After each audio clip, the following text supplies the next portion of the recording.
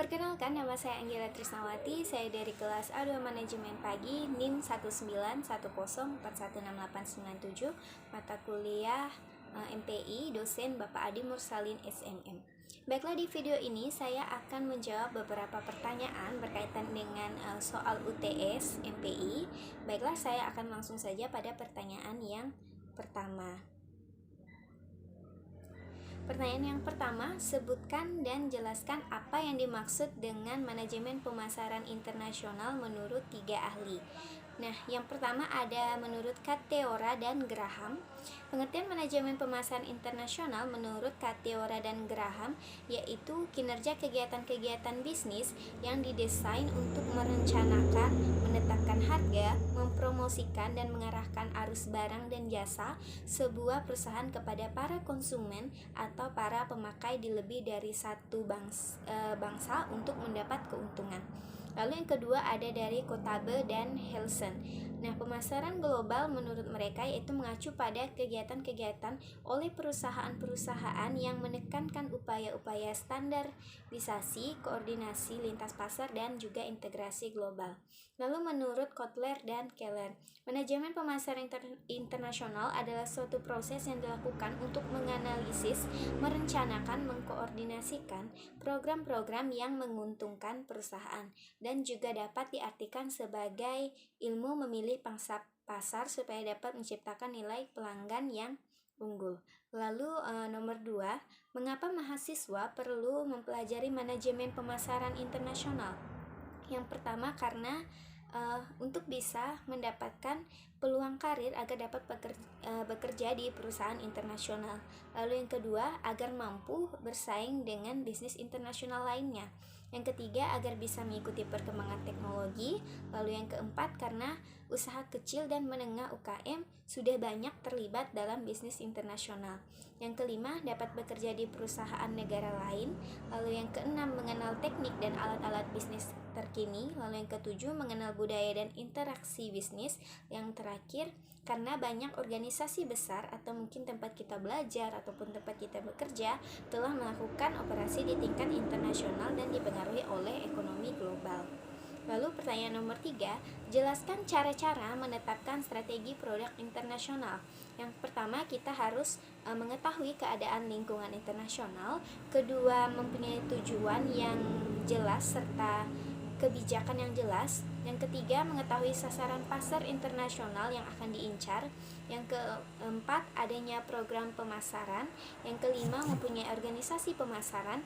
Yang keenam, pengevaluasian dan pengendalian. Lalu pertanyaan yang keempat, apa yang dimaksud strategi harga internasional? Bagaimana cara menerapkan strategi harga internasional? Nah, strategi harga internasional adalah strategi yang dipengaruhi oleh persaingan dan biaya dalam mengambil keputusan menyangkut harga. Harga kompetitif hanya dapat ditentukan dengan meninjau tingkat harga produk pesaing dan produk pengganti di pasar sasaran. Ada 4 langkah untuk menentukan harga dasar. Yang pertama, untuk menetapkan elastisitas harga dari permintaan. Permintaan yang tidak fleksibel akan memungkinkan harga yang lebih tinggi. Yang kedua, buat perkiraan biaya tetap dan variabel dari proses manufaktur dengan volume penjualan yang diproyeksikan. Biaya adaptasi produk harus juga dipertimbangkan. Lalu yang ketiga, tetapkan semua biaya yang berhubungan dengan program pemasaran. Lalu yang keempat, pilih harga yang memberikan margin kontribusi paling tinggi. Nah, pertanyaan yang kelima, jelaskan bagaimana cara melakukan ekspor impor. Yang pertama, cara melakukan ekspor. Pertama, kita membuat surat kontrak penjualan atau sales contract process. Yang kedua, penerbitan surat jaminan pembayaran importir kepada eksportir atau letter of credit opening process. Yang ketiga, penerbitan dokumen pengapalan atau pengiriman atau cargo shipment process. Lalu selanjutnya, pencairan dokumen pengapalan atau claim atas barang yang sudah dibayarkan importir atau shipping document negotiation process. Lalu cara melakukan impor. Cara melakukan impor, pertama kita mencari co-partner di luar negeri. Yang kedua, menandatangani kontrak penjualan. Yang ketiga, menandatangani bank atau issuing bank di negaranya. Yang keempat, mendapat paket dokumen barang impor, lalu menghubungi shipping agent atau shipping company, lalu selanjutnya menghubungi radio partai, gudang lini, PBM dan EMKL, lalu membuat PID dan kewajiban kepabean. Lalu terakhir menghubungi jasa angkutan darat dan mengenali jenis-jenisnya, bisa truk atau dan yang lainnya. Lalu pertanyaan nomor 6, coba buka di YouTube dan tulis pemasaran internasional dan pemasaran global, review isi kedua video yang Anda tonton tersebut. Nah, setelah saya membuka YouTube, saya menemukan dua video. Untuk video pertama berjudul Pemasaran Internasional versus Pemasaran Global dengan pembicaranya yaitu Farastia Salsabila. Yang pertama di video ini membahas tentang pengertian pemasaran internasional dan pemasaran global. Di sini pemasaran internasional dijelaskan adalah merupakan kinerja kegiatan-kegiatan bisnis yang didesain untuk merencanakan, menetapkan harga, mempromosikan dan mengarahkan arus barang dan jasa sebuah perusahaan kepada para konsumen atau para pemakai di lebih dari satu bangsa untuk mendapat keuntungan. Sedangkan pemasaran global mengacu pada kegiatan-kegiatan oleh perusahaan yang menekan upaya standarisasi, koordinasi lintas pasar dan integrasi global. Lalu faktor pendorong pasar domestik menuju pasar internasional yaitu pertama kejenuhan pasar domestik, kedua persaingan, ketiga peluang pasar, yang keempat kurva pengalaman yang tajam, yang kelima jenis posisi pasar ceruk. Lalu jenis pemasaran internasional. Di sini ada pemasaran ekspor, pemasaran internasional, pemasaran multinasional dan pemasaran multiregional. Dan juga yang terakhir pemasaran global. Lalu video yang kedua berjudul Manajemen Pemasaran Internasional dengan pembicaranya yaitu Dinda Karunia Putri. Nah, di sini juga membahas tentang pengertian manajemen pemasaran internasional. Nah, di sini manajemen pemasaran internasional dijelaskan adalah pemasaran yang kegiatan operasinya melewati batas-batas lebih dari satu negara. Lalu membahas tentang alasan perusahaan harus menjalankan manajemen pemasaran internasional. Yang pertama, untuk memperluas pemasaran atau penjualan. Yang kedua, agar perusahaan dapat memperoleh laba dan meningkatkan penghasilan negara. Yang ketiga, untuk kebutuhan barang dan jasa yang belum mampu diproduksi oleh suatu negara.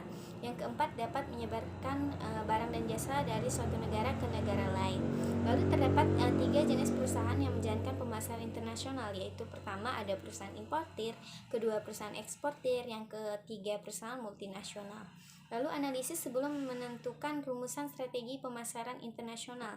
Yang pertama analisis lingkungan internasional, yang kedua penetapan tujuan dan kebijakan, yang ketiga sasaran pasar internasional, yang keempat program pemasaran, yang kelima organisasi pemasaran, yang keenam evaluasi dan pengendalian. Lalu strategi memasuki pasar internasional yaitu pertama dengan melakukan ekspor, kedua licensing, ketiga joint venture, dan yang terakhir direct investment. Lalu tantangan dalam pemasaran internasional. Tantangannya itu pertama, perusahaan harus mampu membuat produk yang sesuai dengan standar pasar. Yang kedua, perusahaan harus bisa menyesuaikan dengan hukum dan peraturan yang ada di negara tersebut. Yang ketiga, kebijakan harga dalam pemasaran internasional. Lalu kita lanjut ke pertanyaan yang ketujuh, bagaimana cara memasuki pasar luar negeri? Nah, langkahnya yang pertama, cara memasuki pasar luar negeri kita dapat melakukan yang namanya ekspor. Nah, melakukan ekspor produk hampir sama dengan menjual produk di luar tempat bisnis Anda saat ini. Hanya saja produk harus dikirim ke luar negeri, dan untuk melakukan ekspor ini memerlukan beberapa dokumen, izin, dan proses yang harus dilalui. Yang kedua, ada lisensi. Lisensi merupakan strategi yang mana kita memperbolehkan perusahaan asing memproduksi barang-barang mereka dengan produk dan merek milik kita. Nah, di sini kita akan mendapatkan imbal balik atau royalti, tapi tidak maksimal, namun juga mempunyai resiko yang sangat kecil untuk rugi. Lalu yang ketiga ada franchising, yaitu dengan cara membuat perjanjian dengan pihak keduanya bahwa akan digunakan bisnisnya. Hampir sama dengan lisensi, hanya saja franchising seperti duplikasi perusahaan kita sendiri. Lalu yang terakhir, kontak manufacturing. Nah, di mana perusahaan kita mengadakan peraturan kontrak bahwa perusahaan kita bersedia memproduksikan barang bagi perusahaan lain, produk yang sesuai dengan spesifikasi perusahaan yang akan membeli produk kita yang akan mereka pasarkan sendiri. Baiklah, sekian jawaban UTS MPI. Kurang lebihnya saya minta maaf. Sekian dan terima kasih.